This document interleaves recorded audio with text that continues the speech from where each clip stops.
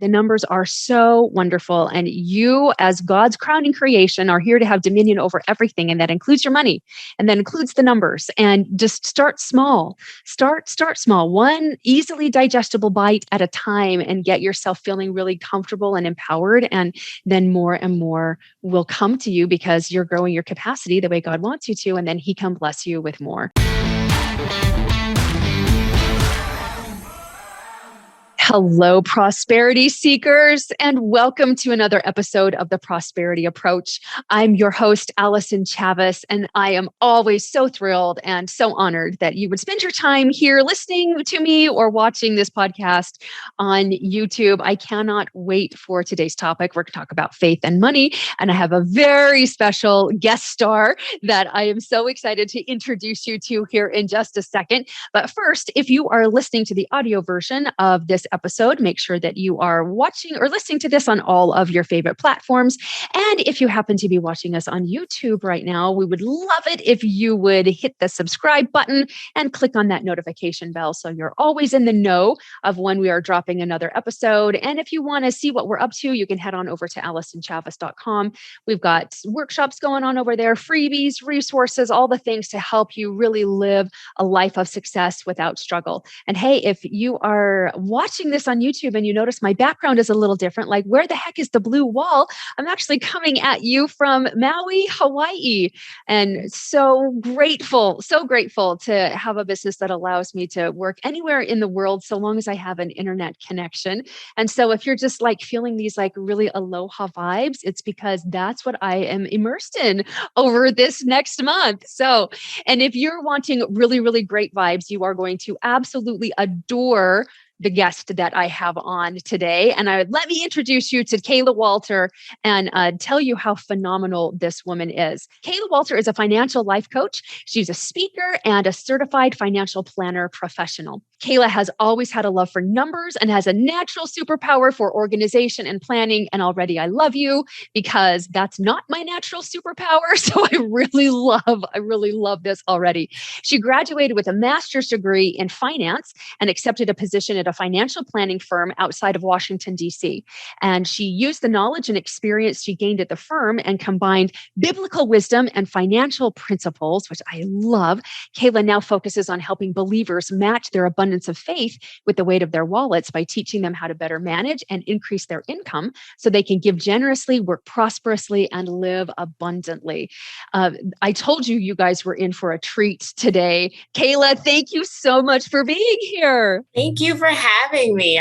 I'm excited to be here. Oh my gosh, we are going to have such a great conversation because this is a conversation that just is not being had, especially financial literacy certainly isn't going on. But when you are matching them with biblical principles and faith principles and that kind of God wisdom, like you become absolutely unstoppable. So we're going to dive right into faith and money.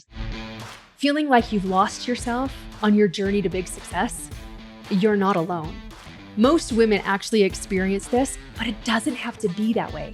When you know the components of conscious creation and you know how to apply them in practical and feminine ways, you easily and naturally reach higher and higher levels of success without all the struggle and drama that you've been used to in the past. Imagine achieving your goals without hustle or grind, not feeling worried or guilty every time you spend money, and genuinely feeling in love with your life no matter what is currently going on. You want to know more? Go to prosperityapproach.com/workshop to find out more about our new online workshop called Conscious Creation, the Feminine Way. So tell me why it's important for believers and women of faith to be financially literate. It's important because, one, God set it up this way. And I don't know how we've been missing it for like eons and eons of years. Right. Because it's in there. Like everything we need to know, it's right in there. And somehow, the revelation has bypassed so many. We know all of these other scriptures, we quote all of this other stuff on faith, but no one ever really talks about money outside of like giving your offering and your tithes. But not really when it comes to this is how investments work, or this is what you should be doing with your money. Because obviously we know, like the Bible already tells us, there's going to come a day when people of faith will be coming under persecution. We know this. It's already happening. And it's Mhm. like everybody wants to help, but car washes, chicken dinners, brownies, selling brownies, and all this other stuff is not going to be the way to get there. The way to get there is going to be really like utilizing the gifts and the faith that you have, like the gifts and talents that God has already put inside of you naturally, and being of service and spreading that with the world.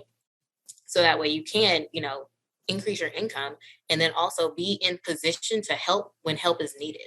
Because we know the time is going to come. Well, and I think the time is already here, quite Yeah. honestly, both for the persecution and also with being able to help others. And how can you give service and how can you bless others if you don't already have the money? And I think where we get really caught up with the Bible is, it's better to give than to receive. So then we become these really, really horrible receivers, and we think if we just Right. give and give and give, at least this was my own personal experience. I can't speak into anybody else's experience but my own. But I just thought, okay, well, if I give, then certainly God is going to bless me financially. But I wasn't in the right mode to actually receive blessings from God because first of all, I wasn't financially literate. I didn't understand how it actually worked. And I would just kind of do these Hail Mary givings and then being like, okay, now where's my piece of the pie? Yeah. And so it was going from that wrong perspective.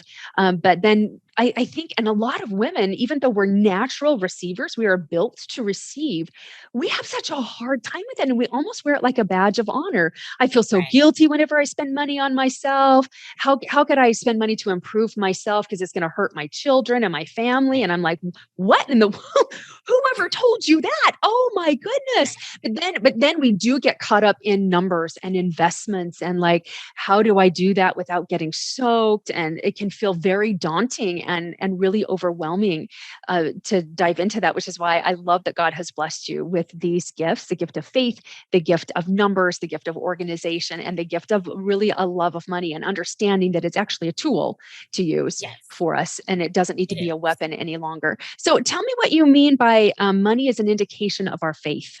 So for me, money is an indication of faith because I mean, the people we see who are like on the top, like the top 1%, the Bill Gates, the Oprah Winfrey's, the Mark Cubans, Damon Johns, like we see these people. And a lot of times people have been taught to vilify people with money Mhm. because they have it. And it's because we've been taught that money is like a pie, and that if you get a slice and you get a slice and you get a slice, eventually, if everybody has a slice, there's going to be nothing left. But we Mhm. haven't been taught that it's a circular motion, and there's no end to money. Like literally, we live in a country that prints money. Like they print money. Right. So there's literally no end to it. So why do we keep Right. thinking of money, you know, as a pie? And I feel like faith is an indication, like, well, money is an indication of faith because those people are the people who had a vision, and it has nothing to do with, oh, they don't believe in God, da, da, da. Like it's all principle. It's all just based on principle. Like without a vision, the people perish. Those people had a vision of what they wanted to create. And anyone in business will tell you, like, when you go forth in business, it is going to be the biggest stretch of your faith in your life because it's Amen, so sister. much bigger than you. Like Uh-huh. like investing in yourself is bigger than you. Like going out on a limb and doing something that's like, this is crazy, but I feel led to it. And Mhm. they take that step and they take that step. Like, I'm pretty sure Jeff Bezos didn't know that Amazon was going to be Amazon today when he started it as a bookstore, but he just kept going with it. I'm pretty Mhm. sure Steve Jobs didn't know what Apple was going to actually turn into. Like, he had the vision for it to be this amazing thing, but I'm sure he didn't realize, like, oh my God, this is the thing that people aren't putting down because they're so loyal to the brand of Apple that they won't get an Android because they're just loyal to the brand. Like, who knew he would build a community of people who just loved Apple products? And it's stuff like that, like having the vision to see and then going for it. Like, gonna spend last dime on this because I truly believe in it. And when you truly believe in something, I feel like God rewards your effort, and he rewards and he honors the plan that you put out. And so, you know, I feel like money is an indication of that. Like people who claim faith, but not really, because I'm pretty sure everybody who has that thing that God's been telling them, do this, and you're like, oh no, that costs too much, or I can't do that, or what are people going to think about that? It's like but do you trust? Like, where's your trust? And for the people who actually did step out and was like, okay, I'm gonna do this. Some people are gonna talk, this sounds crazy, but I'm gonna trust that this is what I'm supposed to do, and I'm gonna step out in faith and do it. And that's the reward. Like, one of my mentors likes to say, money isn't a miracle, it's a result. And it's a result of stepping out on that thing and just doing what you feel led to do. I absolutely agree. And as one who used to run in fear-based faith, which there's really no such thing, but I totally, I totally ran in fear-based faith. I'm like, I believe, but I can't do this. But I believe, but I can't do this. We all Did you do ever it. experience anything like that? Absolutely. Every time. Like, when I was like, okay, COVID started and I decided, ooh, okay, business. This looks interesting, and started going down this rabbit hole. I didn't realize how much it would take out of me and how much it would call forth out of me. Like, Mhm. okay, Kayla, you actually have to show up. Like, I am a natural introvert. Like, I'd much rather sit at home by myself, watch TV. Like, and I'm the person who tells everybody, I'm gonna be in the back of the church. Like, I can just, do all the behind the scenes stuff. You don't even need to know my name. Like, I'm cool back here. Wow. But that is absolutely not how this thing works. You actually have to be visible to be valuable to people. And so I'm like, okay, well, this is new. This is interesting, but I'm just going to try this out. And so literally everything I put out, I'm like, but I would go for it. But I'm just going to do it. I'm like, all right, I'm going to post it, and we going to see where the chips fall. Oh my gosh, I love that. So I'm totally blown away by that you're like, I'm a natural introvert. I want to be at the back of the church. I don't want to be visible, because to me, you're just radiant and you're beautiful and you're articulate and you're just like, okay, well, all right. So it's actually quite refreshing to know that like you have those butt clenching moments as well. And you're like, oh man, do I do this? All right. Yeah, we're going to do it. We're going to do it. We'll see we'll see where the chips fall. And I think that's so beautiful, which really is a testament of your faith as well, because faith is stepping out into that unknown.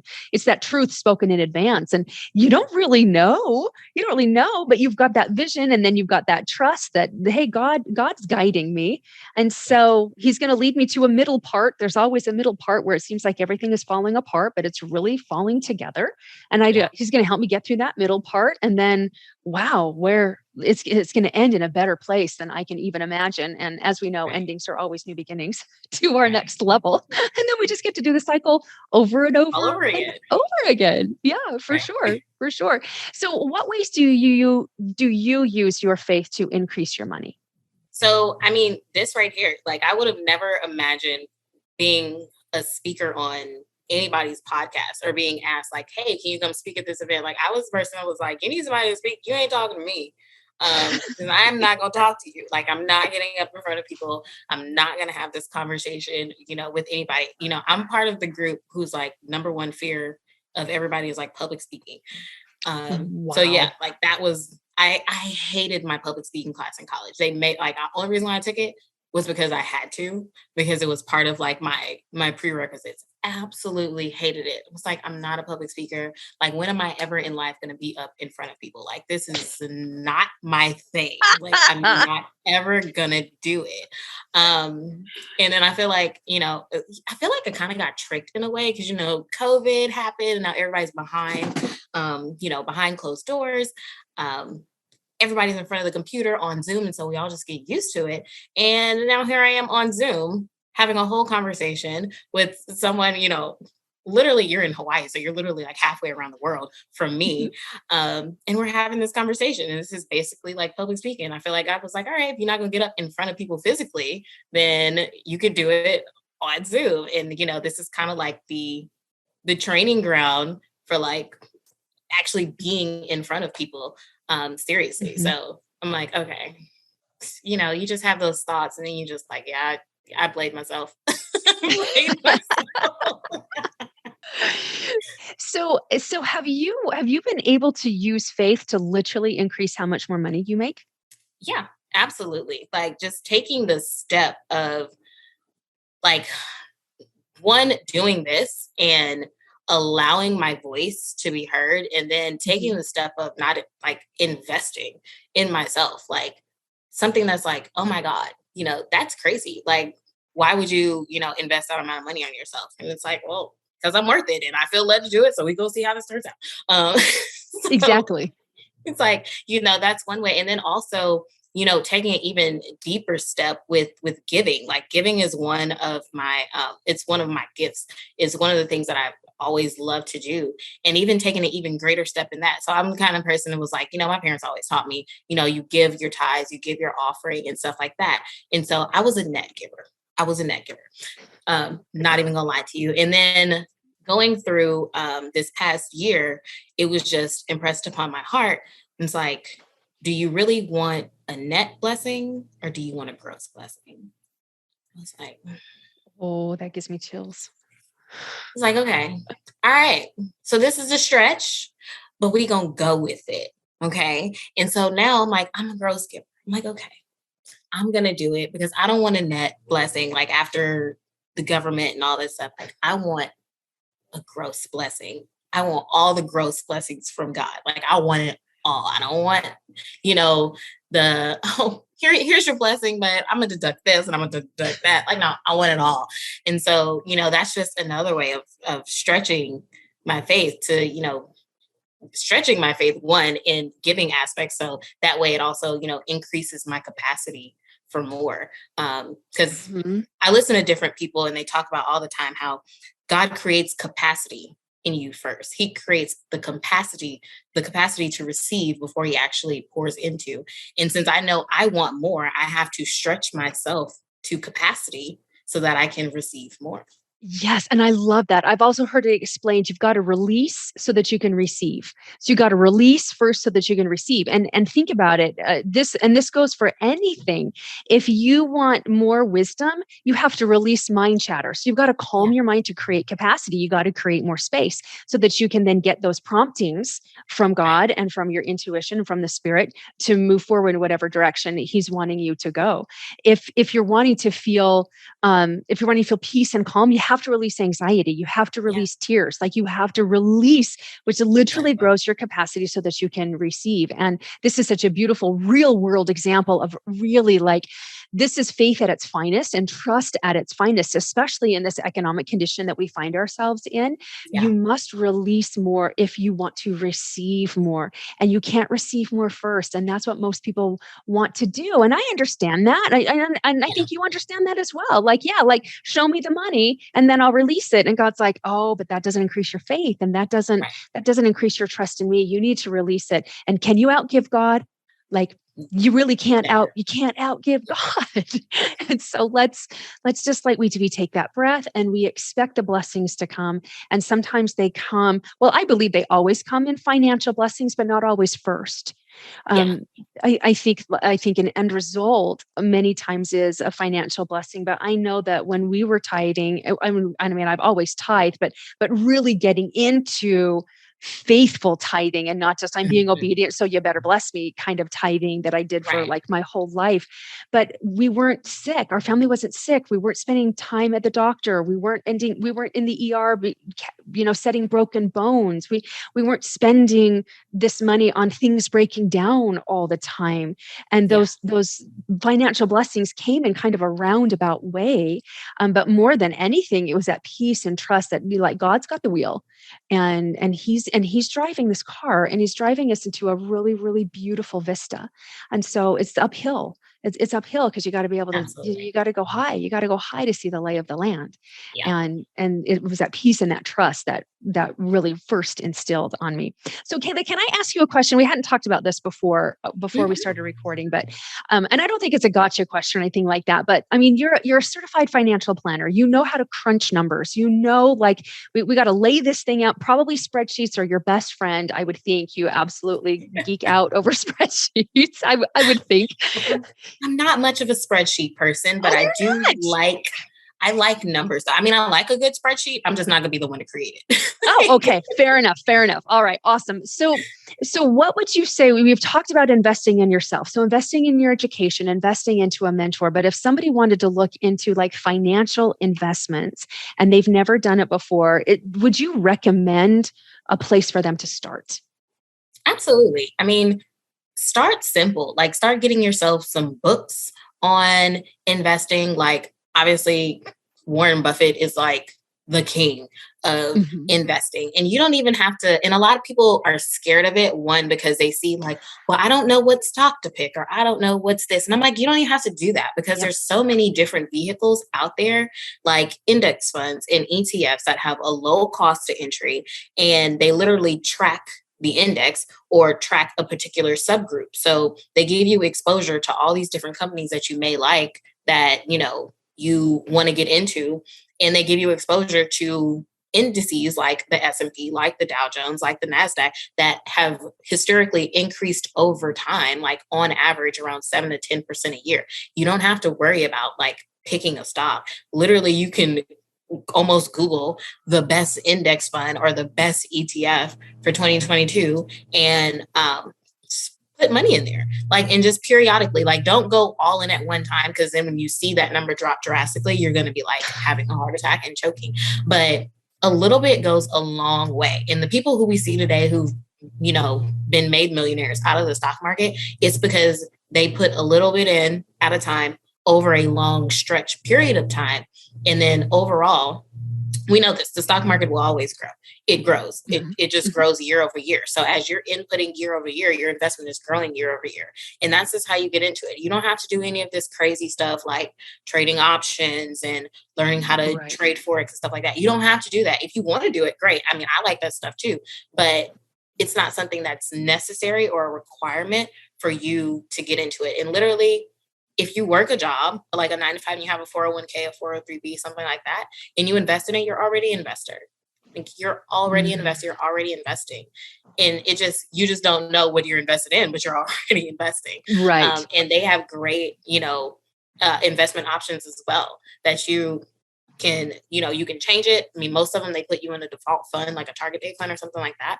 But even being in a target date fund and just maxing out your account, like year over year, will have you at $1 million by the end of your career. Like, it's really that simple. And I love this so much, because I have been up until the last couple of years ago, I was so completely intimidated by any sort of investing, and overwhelmed by even the thought of it, because I was, based in scarcity and like, oh no, if I lose it.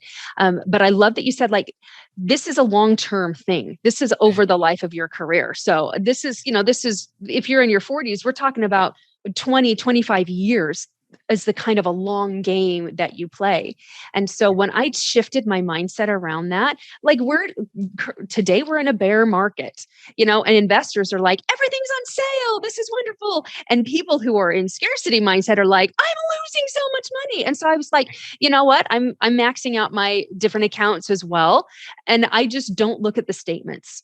I'm just like, I don't care to know how much I've lost in this quarter, because I'm talking 25 years down. Like, this isn't going to make any sort of a difference. And you just breathe through it. And I love that you said, you don't have to have 10 grand before you can invest in something. Do $100, but be consistent at it and recognize that you're playing a long game. Look at it like parenting, right? You're in this for at least 2 decades, pretty much, with a kid, and there's going to be ups and there's going to be downs, but you're in it for the long haul. And so I really appreciate you talking into that for just a second, because I know that there are a lot of women that want to be financially savvy, but there are so many books and there are so many options that we just get really scared fast, and we think we have to be super sophisticated in the way that we invest in order to make money. And I'm hearing you say you don't, not at the start. Yeah, I would say don't start with options. No. If you're a brand new investor, basic, don't. Right. Just start real basic and just get the fundamentals down. Like, it's called, we call it dollar cost averaging, or like DCA. And literally, you're just take that $50 a month or whatever and just put it into this fund. Opening the account is not enough. You actually have to pick a fund and put the money in the fund. So as you're putting money in the fund, month after month, or like week after week, whatever interval you want to, invest at, that's how it's going to grow. It's not going to be I put it in and, the next day I lost it all. Who cares? This is a long-term game. 10 years from now, the $20 that you lost today isn't going to matter that much, because it's going to have increased year over year by the power of compound interest. And that's what you really want to get at. And I've seen it. I'm telling you, like, being in the financial planning world and managing money the compound interest on a 7-figure account is beautiful. I'm Oh, telling you, yeah. it is beautiful. And I just look at it and I'm like, okay, one day, I ain't been in the work industry that long, but one day. I love that. I love that. And I talked with somebody who has a multiple 7-figure, probably an 8-figure business at this point. And she's like, when you're putting money away and you're seeing it grow, you get addicted to that. Yeah. It's so exciting to you to see your future financial relaxation and what you're building. And you don't want to spend it on eating out. You don't want to spend it on the new pair of shoes, like, because you've got this bigger vision and you're playing that bigger game, and it does become so much fun. So for those of you listening or watching, if you're like me, where numbers used to scare you or the data is overwhelming, just keep telling yourself data is so sexy. Data is so sexy. The numbers are so wonderful. And you, as God's crowning creation, are here to have dominion over everything. And that includes your money, and that includes the numbers. And just start small. Start small. One easily digestible bite at a time, and get yourself feeling really comfortable and empowered. And then more and more will come to you because you're growing your capacity the way God wants you to, and then He can bless you with more. So, holy cow, Kayla, this has been such a fun conversation. And I know people are going to want to know where to find you, where to connect with you. And you have a super cool gift that you have for my audience. So will you tell us about that? Absolutely. So you can find me, my website is kaylawalter.com. You can find me on Instagram at Kayla M. Walter with the number 1. So KaylaMWalter, the number 1. You can also find me on Facebook, Kayla Walter. That's my name. And my free gift for you is I have this thing called The Believer's Guide to Blending Faith and Money. So if you are a woman of faith and you're a believer and you're wondering how to blend your faith with your money, I wrote this really cool guide, and it takes you through, like, I call them like the 5 pillars of prosperity. And I give you some biblical truth and like where you can find it in scripture. Cause there's a lot of people that's like, that's not in scripture. Yes, it is. And I put it in this guide. So you can go to my website, actually, KaylaWalter.com, and you'll see the link there to go ahead and download it, and download the guide and read it, and, let it bless you, and actually put some of the lessons in there to good use. Cause take you through like the process. It's in there. The financial planning process of how God designed it, it's there. Oh my gosh, I'm totally going to go get that. I'm so excited. So KaylaWalter.com, and there's a place right there where you can get the Believer's Guide to Blending Faith and Money.